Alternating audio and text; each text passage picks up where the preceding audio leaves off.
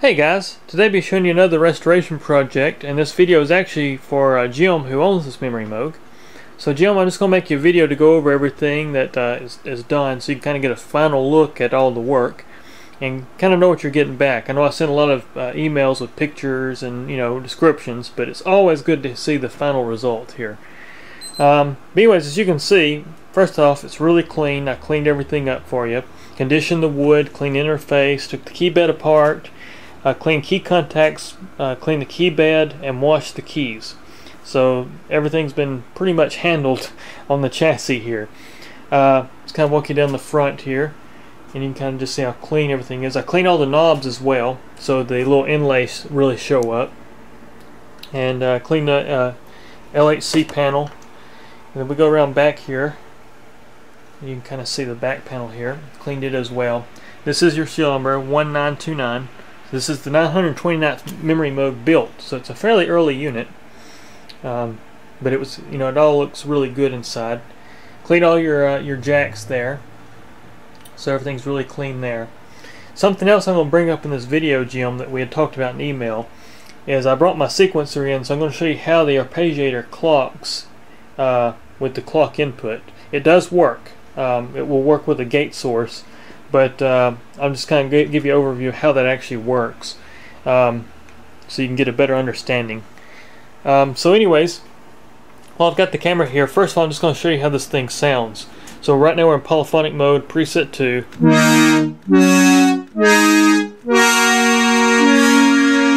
So you can hear how good in tune it is. Hit the mono button.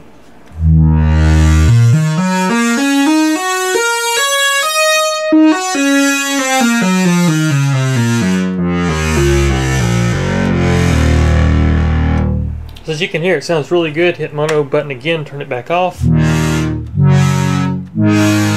it's all really great and in tune. And that was really where a lot of issues was in this particular demux, and you had a voice card that would not track correctly. It was voice 6, and what would happen is you'd put it in polyphonic mode, and it would actually calibrate, so it'd say 6 voices tuned, but it would never really hold its tuning.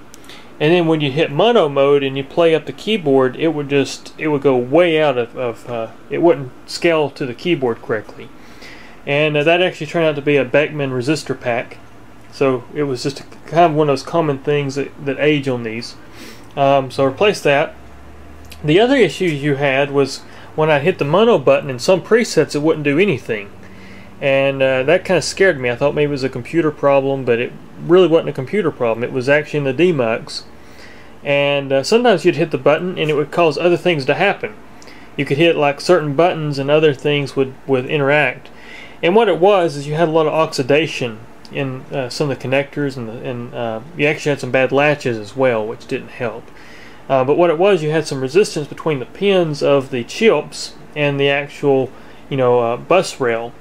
And so what would happen is when you'd hit a button, sometimes there'd be a little voltage drop, and that voltage drop with the resistance between the pins would cause something to happen that it wasn't supposed to do. It would command, like a flip-flop to flip, which is a circuit, by the way, and it would cause this thing to do some really weird stuff just by current drops, really is what was happening. So put all new gold-plated sockets in there for you, and new chipsets, so everything's pretty much new in this thing that can still be purchased. And so I got everything fixed up for you. And also part of the upgrade too in the restoration is I replaced a lot of the other components. Even though they're good, I actually spec them with new parts that pull less current, which means your power supply runs a heck of a lot cooler. And you're going to notice that right away, that this thing's not going to run hot anymore. Which makes a huge difference. But anyways, with all this said, I'm going to walk you through the voices here and show you that all things work. So first of all, hit auto tune. You can see that it'll say 6 tuned. This was a fun one. This was a good project, and actually it was good to have this one because I've got another one on my bench which has been trouble for the last 6 months. So I was able to take some readings out of this one to make sure I wasn't pulling my hair out for no reason, so to speak. But you can see this one says 6 tuned, and what I'm going to do now is just put it in go here and put it in cycling mode, which that's where it actually stuffs through all the voices. We'll go to oscillator 1 only. So turn these oscillators here down. Turn oscillator 1 up. We'll go to debug mode, where I can actually see the voice count. And I'll walk you through each voice so you can see the oscillator 1 of each voice here.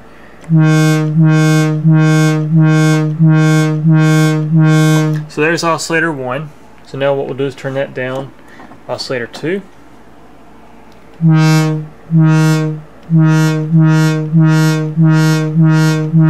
As you can see, all voices are working there for oscillator 2. Oscillator 3, let's make sure that's alright. Yeah, it's not an LFO source.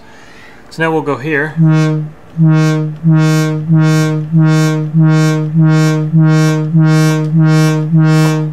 as you can see, all the oscillators are working on all voices.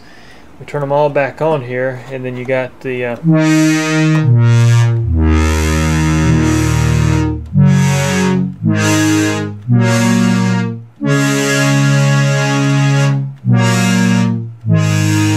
so you can kind of see how that's working. Then what we'll do is go back out of debug mode, so now we're back in just normal mode. But anyways, that's a look at all the voices, etc. Calibrated the filters as well per voice. There's actually 6 filters, VCF transistor ladder filters, discrete transistor ladder filters per voice. So this thing is really, really warm for that reason. Let me put the camera on the tripod and I'll just kind of walk you through some of the other stuff now.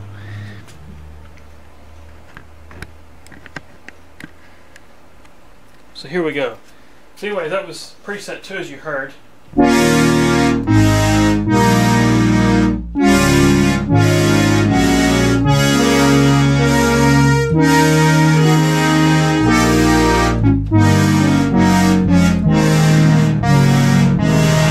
Modulation works.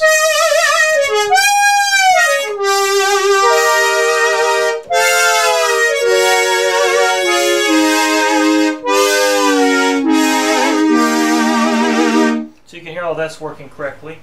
We'll go to preset 1. We'll start with 1 here.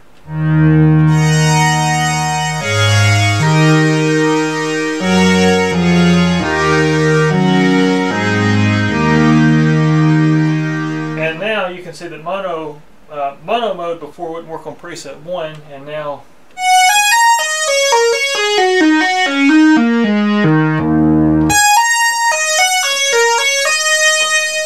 that sounds a little out of tune. That's actually not out of tune. You're hearing the pulse width modulation in the oscillator. So if I actually disengage that, we'll hit C5, which actually centers these 2 pots.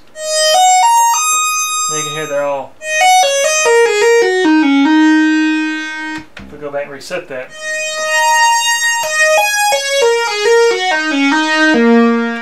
so you kind of hear how that sounds. Also calibrate your octave shift.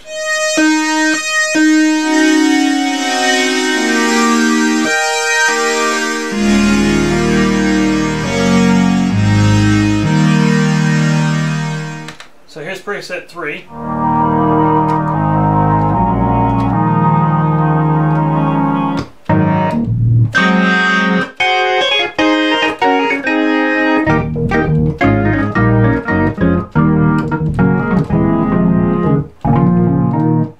Preset 5.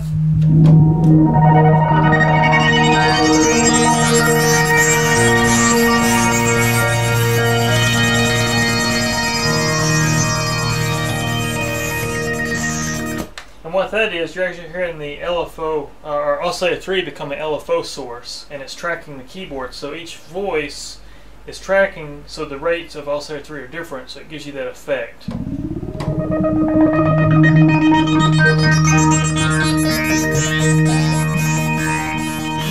make that a high frequency oscillator.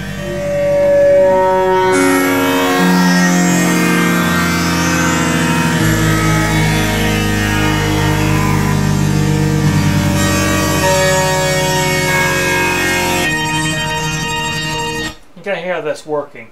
And it's also got an envelope follower on your polymod or voice modulation.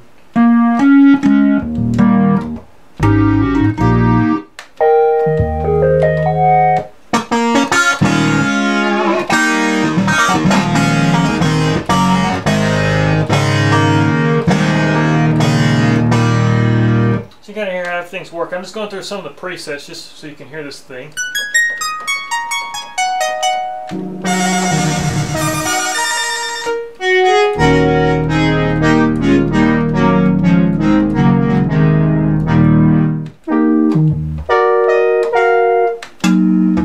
We'll go to one of my favorite presets real quick. This is 21 is one of my favorite pads.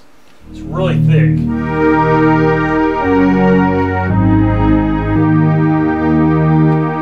And then what we'll do, we'll add some polyphonic glide to this, so we'll set it up for a slow glide rate.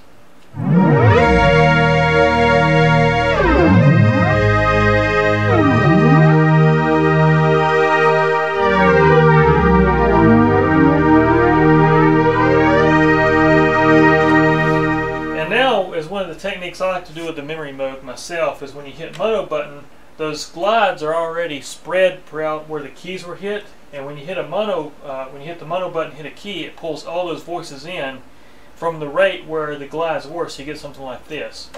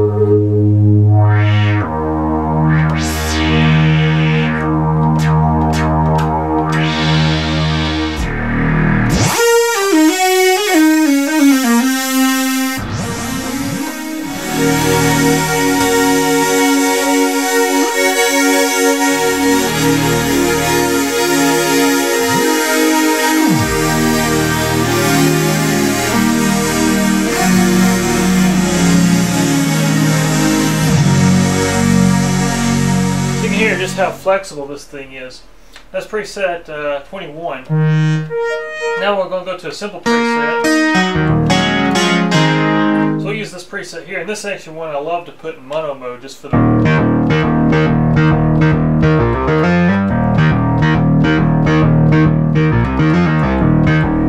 You just hear how powerful that is in that... So what I'm going to do now is I'm going to show you this Arpeggiator thing where you use the external clock. So if we hit Arpeggiator here, we'll go to a latching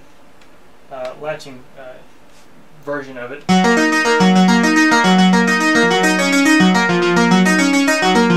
So you get something like that, and it's actually using the LFO as the clock source. So if we adjust this.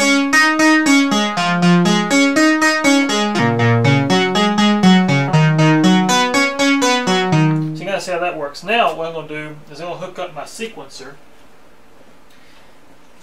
and what I found, because I've really never played with this much, what I did find though is when you use the sequencer to clock the Arpeggiator, your LFO still runs at the same rate internally, so these don't actually sync up together via external LFO source. So if we hit the sequencer, and I've got a fairly slow, I'll just set this up, here we go, let's do this.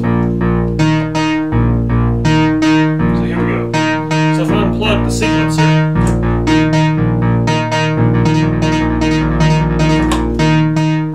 and I can adjust the rate, set this up here so you can better see it. So if I adjust the rate of my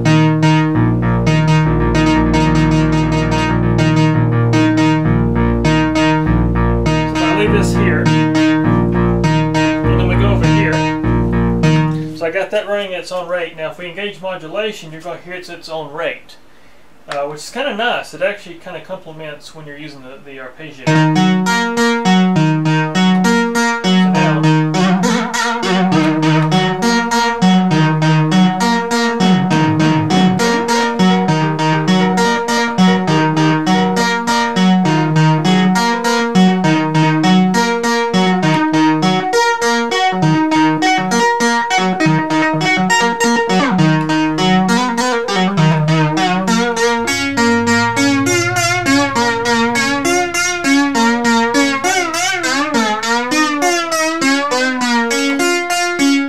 anyways, you can hear that the LFO still runs free at its own rate, but the arpeggiator is clocked by external clock in.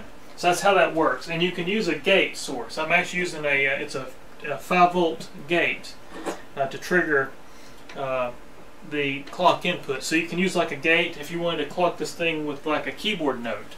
On an external analog synthesizer, you could just hit a note and it would actually sequence through your arpeggiator, etc. But it's actually a low frequency oscillator. So that was only my concern when we was talking about that, because I know in the 80s some things actually uses a digital bus rail, like some of the drum emulator stuff I've had, where it actually runs at high frequency, the same clock speed as the processor, and it's actually looking for a digital bus. And in this case, it's actually not. It's using the actual analog gate on-off circuit, 0 to 5 volts. So that's how that works. I just want to go over that in a video. But anyways, you can hear, Jim, this thing's working really good. We'll kind of go through another preset here.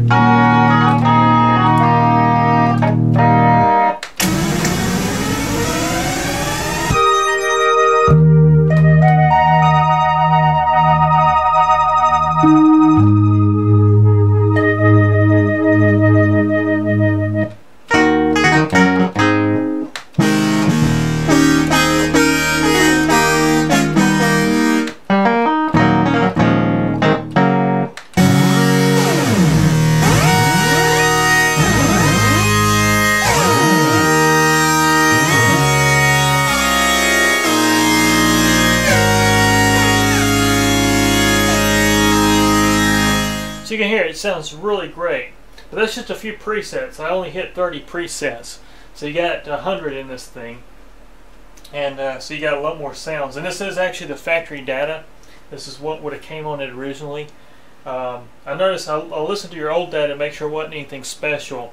And it actually had a few presets that were kind of sound like it had screwed up data.